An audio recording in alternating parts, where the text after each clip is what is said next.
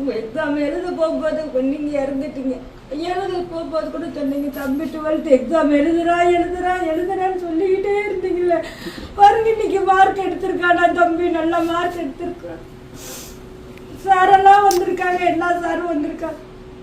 நீங்கள் பார்க்க முடியலையே, நீங்கள் பார்க்கலையே. இப்படி நீங்கள் தம்பி பார்க்கணும், நான் என் பையன் நல்ல நிலைமைக்கு வரத பார்க்கணும்னு சொல்லிட்டு இருந்தீங்களே. இப்போ பார்க்கறதுக்கு நீங்கள் இல்லாமல் போயிட்டீங்களே.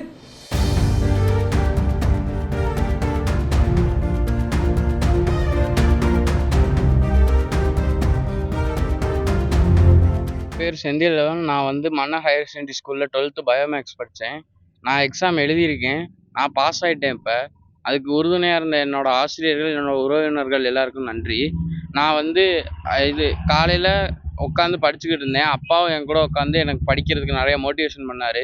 எக்ஸாம் நாள் வரைக்கும் நல்லா சொல்லி கொடுத்தாரு. உட்காந்து படிக்க வச்சார். எக்ஸாம் அன்னைக்கு காலையில் 5 மணிக்கு அப்பா வந்து நெஞ்சு வலிக்குதுன்னு உட்காந்துட்டு அப்படியே இறந்துட்டார்.